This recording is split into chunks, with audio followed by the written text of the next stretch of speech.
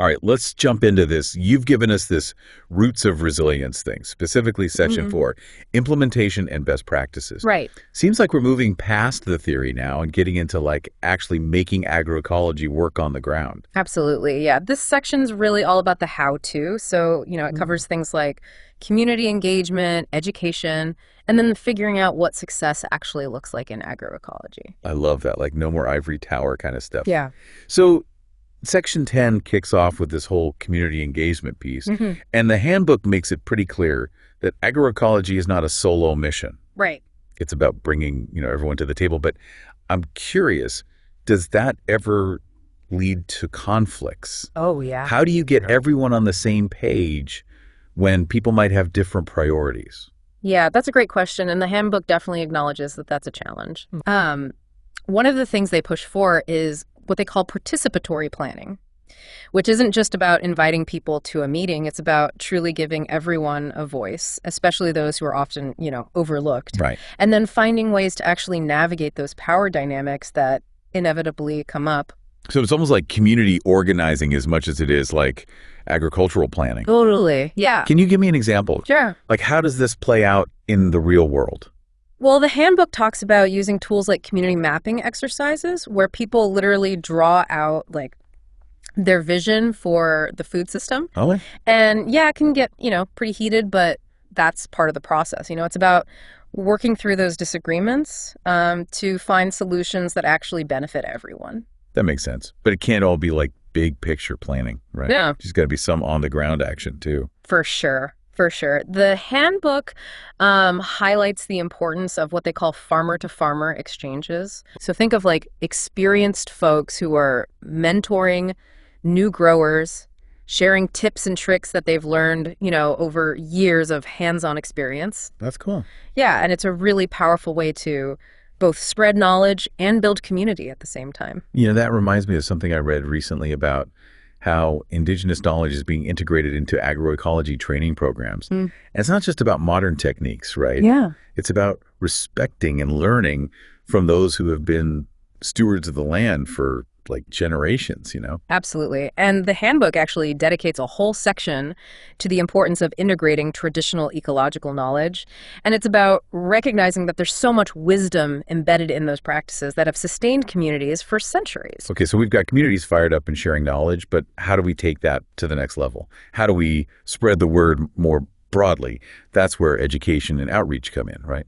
Exactly. Yeah. And Section 11 really digs deep into this, and it emphasizes that there's no one-size-fits-all approach. Different people need different kinds of information delivered in a way that resonates with them. So it's not just about lecturing people about the benefits of agroecology. You got to meet people where they are. Yeah, exactly. Right. So for farmers, it might be hands-on workshops or field days where they can see the techniques in action. For students, it could be integrating agroecology into school gardens or science curricula.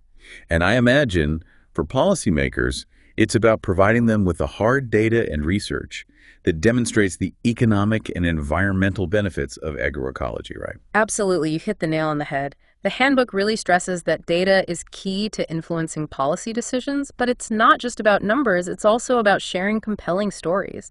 Those real-world examples that show how agroecology is transforming lives and landscapes. Speaking of stories, those case studies in the handbook, they're so inspiring. They are, yeah. Like the campesino movement in Latin America, farmers teaching farmers. Yeah, what a concept. It's a brilliant model, and it really highlights something the handbook emphasizes throughout this whole section, the importance of building partnerships. Yeah. Agroecology can't exist in a bubble. It requires collaboration between farmers, researchers, policymakers, businesses, and consumers. I love that it's about creating like a web of interconnectedness where everyone has a stake in the success of the system. Totally. And that leads to this question that the handbook keeps circling back to. How do we measure that success? Yeah. How do we know if all these efforts are actually making a difference? That's where Section 12 comes in, monitoring, evaluation, and learning, or as the handbook calls it, MEL. Oh, catchy. Yeah, it might not sound as exciting as, community gatherings or innovative tech. Right. But it's really the foundation for making sure that all those efforts are actually moving us towards a more sustainable future. So it's not enough to just do agroecology. You have to be able to step back and say, okay, is this working? Yeah, What's going well? What needs to change? And, what are we learning along the way? exactly. It's about creating that feedback loop, that constant process of assessment and adjustment. Mm-hmm. And the handbook offers some really specific tools and methods for doing this. We're Right. not just talking about, counting beans here. Right. So what kind of tools are we talking about? Yeah. Anything beyond like the usual surveys and yield measurements? Oh, they go way beyond that. Okay. The handbook talks about using participatory mapping to track changes in land use and biodiversity. Wow. They even suggest incorporating things like storytelling workshops to capture the human impact of agroecology. Oh, interesting. The social and cultural shifts that are often really hard to quantify but are just as important as the ecological ones. Yeah, it's about capturing the whole picture, not just the numbers, but the lived experiences of the people involved. I can see how that would be so valuable. Yeah. But also sounds like a lot of work. Is this something that like every agroecology project can realistically implement? That's a valid concern, and the handbook acknowledges that, yeah, there is a potential for MEML to become like overly burdensome, Right. especially for smaller community-led initiatives. Yeah. And they really emphasize that the approach needs to be adaptable Right. and tailored to the specific context. So you don't need a team of Yeah. PhDs to track your progress. Right, But you do need a clear understanding of what you're trying to achieve for sure. and how you'll know if you're getting there. Yeah, absolutely. But, let's be honest. Yeah. Nobody likes talking about their failures.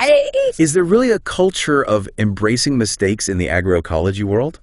That's a really insightful point. And to be honest, I think there's still a lot of work to be done in that area. Mm-hmm. The handbook does push for a more open and honest approach to learning from failures. Okay. It even highlights some examples of projects that were initially considered quote-unquote failures, but ended up leading to valuable insights and innovations. So it's about reframing failure as an opportunity for learning and growth, Exactly. not just sweeping it under the rug and pretending it never happened. Right, and that's a shift we need to see not just in agroecology, but in the broader scientific community and society as a whole. Yeah, for sure. It's okay to make mistakes as long as we learn from them. In fact, sometimes those failures are what lead to the most groundbreaking discoveries. I love that. Yeah. So we've covered a lot of ground here, engaging communities, crafting effective education programs, and using LIL to track progress and learn from our experiences. Right. But what ties all of this together? What's the common thread running through these different aspects of agroecology?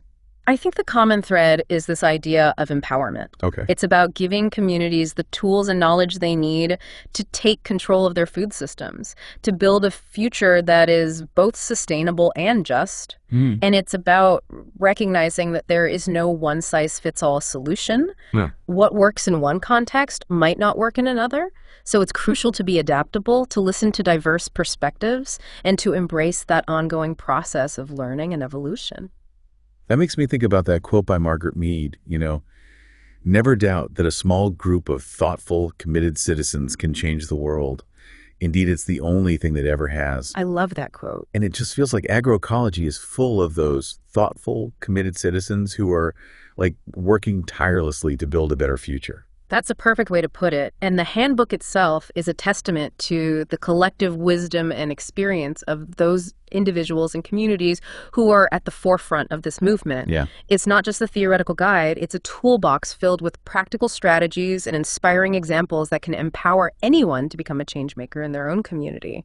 And I think that's what makes agroecology so exciting. Yeah. It's not just about changing the way we farm. It's about changing the way we think about our relationship with food, with the land, and with each other. It's about creating a world where everyone has access to healthy, affordable food, Right. and where our ecosystems thrive for generations to come. That's a beautiful vision, and it's one that's worth fighting for. And I think this handbook gives us the tools and the inspiration we need to make that vision a reality. So what does this all mean for you, the listener? Yeah. How can you take these ideas and put them into action? Well, I think the first step is to simply start where you are. Okay. Find your local farmers market, connect with community gardens in your area, read more about agroecology and the inspiring work that's happening all over the world. And most importantly, don't be afraid to get your hands dirty, volunteer, experiment, share your knowledge, and be part of this growing movement for change. Yeah, it feels like this whole deep dive has really been about connecting the dots, from engaging communities to educating the next generation, from tracking progress to learning from the setbacks. It all comes back to creating a food system that works for everyone. And that brings us to something that the handbook touches on that I think is worth digging into a bit deeper. The ethical considerations of agroecology. It's not just about growing food in a way that's good for the planet. It's about ensuring that the system itself is just and equitable. So it's about who benefits from this transition Right. to a more sustainable food system. Exactly. Making sure that small-scale farmers and marginalized communities aren't left behind. Precisely, yeah. The handbook highlights the importance of fair trade practices, ensuring that farmers are paid a living wage for their products and that the benefits of agroecology are shared equitably throughout the supply chain. Makes me think about the whole concept of food sovereignty, like the right of people to define their own food systems and to have control over their own food production. Absolutely, that's a crucial aspect of agroecology. It's not about imposing solutions from the top down. It's about empowering communities to make decisions that are aligned with their own values and priorities. Okay, so we've covered a lot of ground here, from engaging communities to embracing new technologies, from measuring success to considering the ethical implications of our actions. And it's clear that agroecology isn't just a set of farming practices, it's a whole new way of thinking about our relationship with food and with the planet. It's about recognizing that our food system is deeply interconnected with every aspect of our lives, our health, our environment, our economy, our culture, and that by shifting to a more agroecological approach, we can create a ripple effect of positive change that extends far beyond the farm. But where does the listener fit into all of this? What can one person do to support this transition to a more sustainable and just food system? That's a great question, and I think the answer is multifaceted. It starts with educating ourselves, becoming informed consumers, and supporting businesses that are aligned with our values. But it goes beyond that.